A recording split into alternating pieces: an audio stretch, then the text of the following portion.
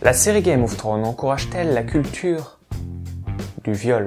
D'où me vient cette question qui sert aussi de titre à ma vidéo, d'une autre vidéo, issue d'une conférence TEDx que vous pourrez trouver en description. Alors pour en arriver à cette question, l'intervenante de la conférence qui nous dit que Game of Thrones lui a ouvert les yeux part d'une scène de viol qui a violemment, sans mauvais jeu de mots, fait réagir sur Twitter et sur les autres réseaux sociaux. Dans cette scène, on voyait Cersei, aux funérailles de son fils, avoir une relation sexuelle pour le moins ambiguë avec son frère Jaime, qui est aussi le père du gamin mort. Une scène qui n'apparaît pas du tout de cette façon dans les livres. Mais est-ce que ce n'est pas aussi ça l'intérêt d'une série ou d'un film, à savoir d'apporter quelque chose en plus par rapport à un livre? Ce qu'elle reproche à cette scène, c'est de ne pas se montrer pour ce qu'elle est, c'est-à-dire à ses yeux, une scène de viol. Ou en tout cas de participer au mythe qui veut que la femme dise non dans un premier temps pour mieux dire oui dans un second. Et ce d'autant plus que c'est précisément le discours que tient le réalisateur de l'épisode qui dit dans un premier temps qu'elle n'était pas consentante, mais que finalement elle le devient.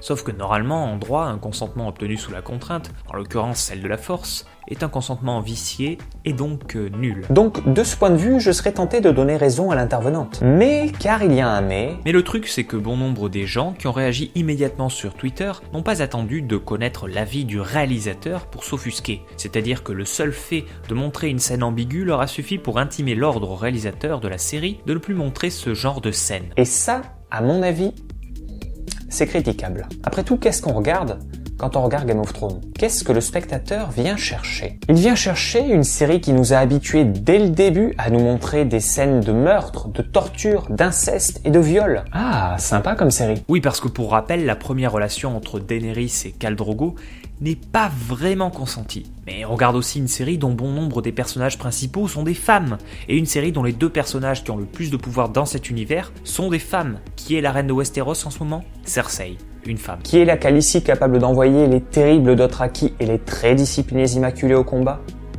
Daenerys, une femme. Parce que ça aussi, si je partais dans de grandes élucubrations, comme le fait notre intervenante, je pourrais dire qu'il y a une symbolique cachée dans le fait qu'elle envoie au combat des milliers d'hommes sans couilles complètement soumis. Bah oui, parce que c'est quand même ça à la base, les Immaculés. Ah ben Daenerys et les Immaculés, les deux font la paire. Ce sont donc deux femmes qui ont le pouvoir d'envoyer des milliers d'hommes se faire massacrer. Ça bien sûr, elle s'abstient d'en parler, Ça va pas dans le sens de sa thèse, donc on n'en parle pas. Rappelez-vous les amis, à chaque fois que vous voulez défendre une thèse, ne mentionnez que les éléments qui vous arrangent. C'est pour ça que j'ai pas mentionné Jon Snow, c'est parce que ça irait pas dans le sens de ma thèse à moi. Donc voilà, je fais pareil, je fais comme elle. Et puis de toute façon, les personnages féminins ne sont pas les seuls à subir de terribles épreuves. Tyrion, lui, se fait défigurer, Jaime se fait couper une main, Théon est torturé pendant des mois avant de se faire couper la... Je vous fais pas un dessin.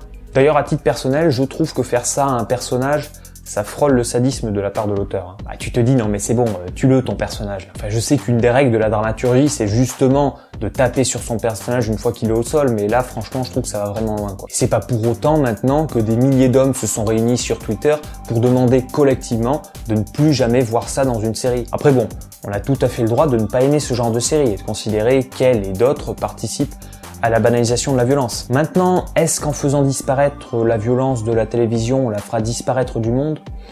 Pas sûr. Et est-ce que le fait de voir de la violence va nous rendre plus violents? Malheureusement, il n'existe pas de consensus scientifique sur cette question. En revanche, est-ce que voir des cons à la télévision nous rend plus cons? Je pense que oui. Ensuite, l'intervenante s'écarte un peu de Game of Thrones pour nous parler du male gaze. Oui.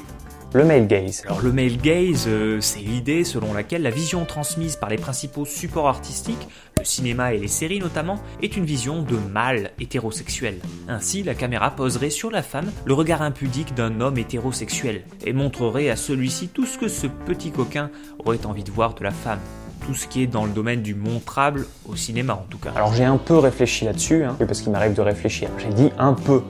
L'intervenante prend notamment cette scène du film Et Dieu créa la femme en exemple. Pourquoi? Parce qu'on y voit la culotte de Brigitte Bardot. Seulement, c'est à la suite de ce film et de cette scène emblématique que Brigitte Bardot est devenue à l'époque un véritable sex symbole, emblème de l'émancipation des femmes et de la liberté sexuelle. Donc, loin d'être l'emblème du patriarcat, ce film traduisait, en tout cas à l'époque, une certaine liberté acquise par la femme. Surtout qu'en plus de cela, les hommes sont quand même baladés par Brigitte Bardot pendant tout le film. Mais bon, après, évidemment que dans les films, et pas que dans celui-ci, on trouve quantité de clichés, quantité de codes qui vont varier selon les genres cinématographiques et selon les œuvres elles-mêmes. Par exemple, quand on va voir un James Bond, on sait qu'il va sauver le monde, qu'il va dire « je m'appelle Bond, James Bond ». Bond. James Bond. qu'il va sûrement conduire une Aston Martin et que tôt ou tard, il va finir avec la James Bond Girl. Mais il n'y a pas que l'œuvre qui compte, mais aussi le regard que pose le spectateur sur cette œuvre.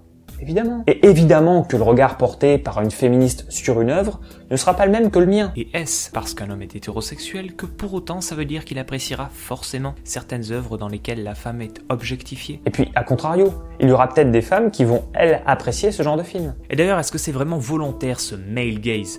Est-ce que ça part pas simplement du constat que ça fait vendre? Comme ça fait cliquer de mettre une nana dénudée sur la miniature d'une vidéo. C'est triste, mais c'est comme ça. À cause de ça, il y a beaucoup de vidéos intéressantes qui passent à la trappe, parce que leurs auteurs se refusent à rentrer dans ce jeu-là. Mais en conclusion, je dirais qu'il y a finalement autant de gaze, c'est-à-dire autant de vision, qu'il y a d'hommes et de femmes. Après tout, il y a aussi des femmes qui font des films d'action relativement testostéronés.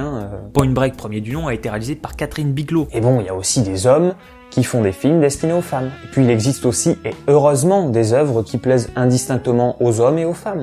Enfin pour moi, le truc c'est que des films ou des séries qui représentent justement ce female gaze, c'est-à-dire l'inverse du male gaze, bah ça existe déjà. Après, libre à elle évidemment de souhaiter en voir plus. Comme moi, je souhaiterais voir plus de films qui correspondent à ce que j'aime. Et vous ?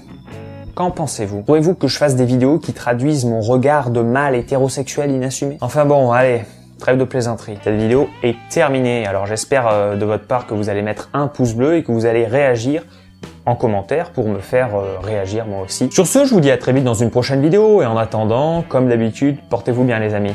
Bye bye.